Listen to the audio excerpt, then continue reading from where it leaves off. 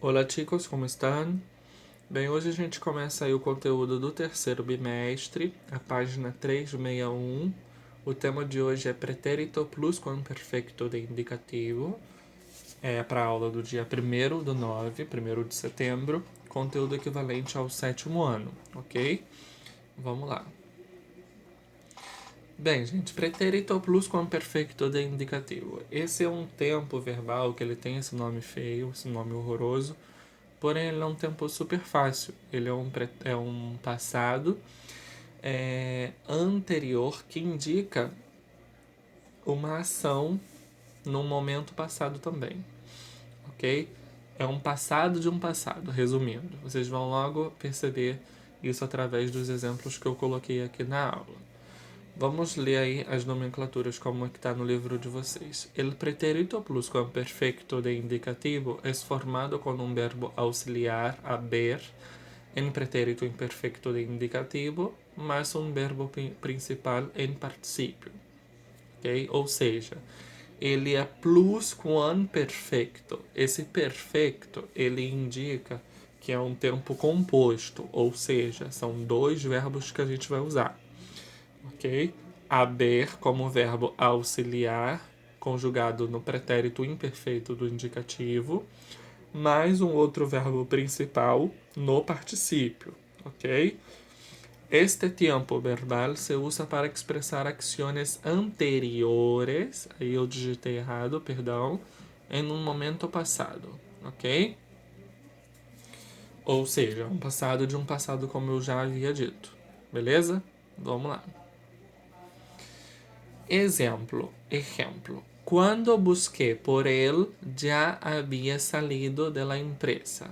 E eu destaquei para vocês, havia salido, que é o tempo verbal que a gente está estudando, pretérito pluscuamperfecto de indicativo. Analisem a frase. Busquei é um verbo que ele está conjugado no passado.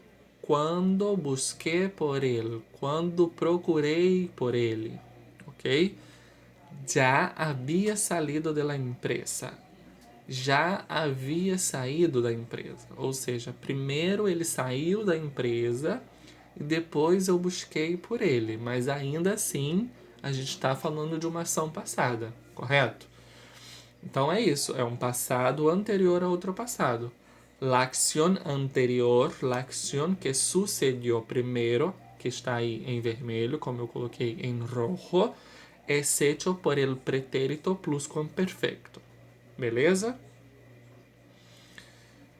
Estrutura. Temos aí pronomes pessoais, haber em pretérito imperfecto de indicativo, mais particípio. Essa é a estrutura desse tempo verbal.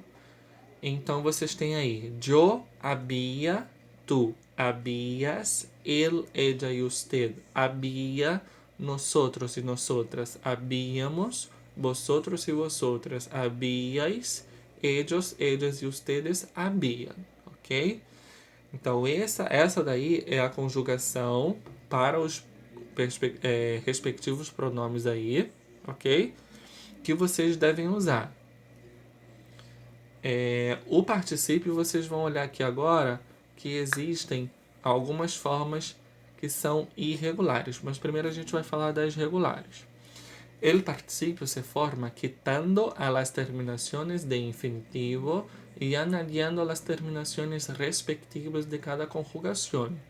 O participio se forma retirando as terminações do verbo no infinitivo e acrescentando as terminações respectivas de cada conjugação. Vamos lá, vou explicar isso daí. Os verbos de primeira conjugação, ou seja, aqueles que terminam em AR, formam o particípio com a terminação ado. Exemplo, hablar. Hablar termina com AR. Então a gente vai retirar esse AR e vai colocar ado. E aí vai virar hablado. Beleza? Os verbos de segunda e terceira conjugação, ou seja, os que terminam em ER e R, formam o particípio com a terminação ido, ok? Então a gente vai retirar o ER e o IR e vai acrescentar aí o ido. Comer, comido. Vivir, vivido. Beleza? Esses são os regulares.